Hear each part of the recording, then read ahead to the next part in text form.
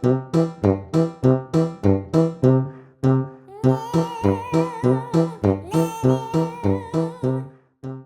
迎各位小朋友、大朋友收聽阿貓阿狗說故事。今日我哋要講嘅故事係小貓米高的分享箱。喺餵食村裏面住咗一隻米色虎紋小貓，叫做米高。米高嘅房好大，亦都好溫暖，裏面放滿咗各式各樣嘅嘢，例如有新嘅玩具、毛毛公仔、好靚嘅文具、着過一次嘅衫，仲有多到食唔完嘅零食。米高一邊收拾房間，一邊自言自語：我間房真係有太多嘢咯。嗰日傍晚，米高同媽媽一齊食飯，電視機正喺度播放新聞。歡迎各位收聽新天新地新聞台。喺遙遠嘅地方，因為長時間嘅乾旱同戰亂，好多小朋友失去咗家園。佢哋冇足夠嘅食物，亦都冇溫暖嘅衣服。新聞畫面中出現咗一隻瘦削嘅小兔仔，佢嘅耳朵被冷風吹到發紅，身上只係着住一件好薄仲穿咗窿嘅衣服。小兔仔對住鏡頭細聲講：以前我都有一個屋企，不過大雨嚟咗，水將我哋嘅房屋沖走咗。我哋而家每日都要喺度行好遠嘅路，希望揾到一個唔會落大雨、唔使捱餓嘅地方。有時候我哋成日淨係得一塊細麵包仔。我已經好多日冇食飽過啦，夜晚好凍，我成日都好希望有一件厚啲嘅衫，可以瞓喺一間溫暖嘅房裏面。米高放低咗手中嘅飯碗，眼睛眨都唔眨咁樣望住個熒幕。米高細聲問媽媽：媽咪，小兔仔係唔係好餓啊？媽媽就輕輕點頭：係啊，米高，世上面有好多小朋友唔似你一樣，日日都可以食得飽、着得暖㗎。電視機閂咗之後，飯廳變得好靜。米高低頭望下自己碗裏面仲未食完嘅飯，又諗起房裏面堆滿咗嘅玩具同埋衣服。米高同媽媽講：媽咪，我有咁多嘢，但係小兔仔就咩都冇。我想將我有嘅捐出去。媽媽好開心。米高，你可以咁樣諗，媽媽真係好欣慰。你記唔記得啊？聖經使徒行傳第20章35節記載，主耶穌教導我哋施比受更為有福，意思就係捐贈嘅人比接受嘅人更為幸福。第二日，米高嘅好朋友灰色嘅史納沙小狗撻撻跑嚟揾米高。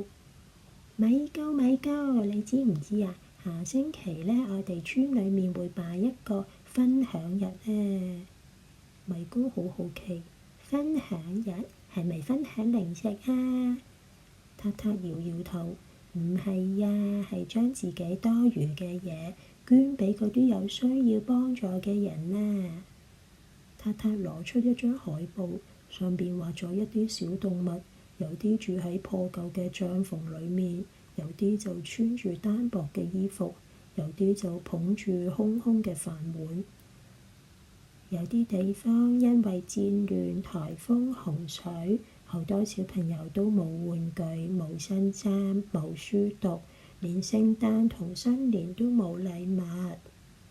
米高回應：係啊，我尋日喺電視新聞都見到啊。米高返到自己間房，睇住滿地嘅玩具同埋衣服，佢同自己講：呢隻機械人我都好耐冇玩啦，呢件衫就淨係着過一次，仲有呢啲零用錢，我本嚟諗住買新玩具嘅。米高嘅心開始有啲掙扎。如果我將佢哋捐出去，咁我咪會少咗一啲玩具同衫咯。亦都唔會有咁多零用錢去買新玩具嘞。不過米高諗起聖經嗰度講過，施比受更為有福。於是米高下定決心，揾咗一個大紙箱，喺上邊畫咗一顆紅色嘅心心，上面寫住分享箱。米高同自己講：好，等我嚟睇下邊啲係我真係需要用嘅，邊啲可以捐俾人哋。米高將狀況良好嘅玩具放進箱子裡面，又將太細嘅衣服摺好放入去，最後仲將自己儲起嘅零用錢同埋利是錢小心放進信封裡面。呢個時候，塔塔入咗嚟，哇！米高，你捐咁多啊？米高微笑同塔塔講：係啊，其實我發現我真係擁有好多，而且呢啲嘢有當然係好，但係對我嚟講冇咗都冇太大嘅影響。相反，呢啲嘢對有需要嘅人嚟講，可能就非常重要。到咗分享日嗰日，村裏面好多小動物都帶咗好多嘢嚟捐贈。米高輕聲同塔塔講：雖然我捐咗一大批物資，但係我唔覺得自己少咗啲乜，反而我覺得自己好似更加富足啊！塔塔都點頭。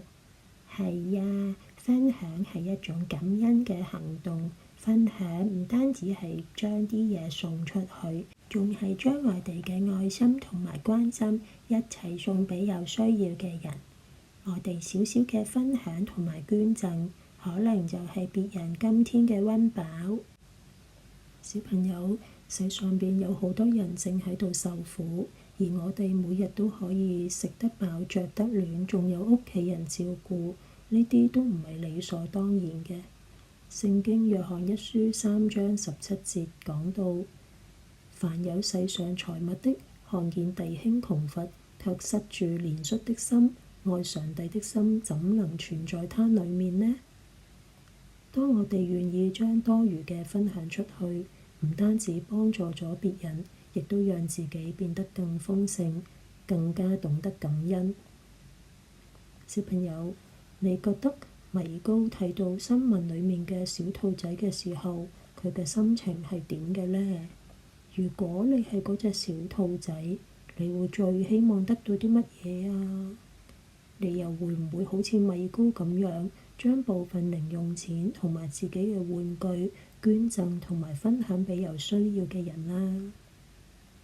今日嘅故事就講到呢度啦。如果你哋喜歡，希望點讚、訂閱同埋將呢一個故事分享俾其他朋友。我哋下次再見。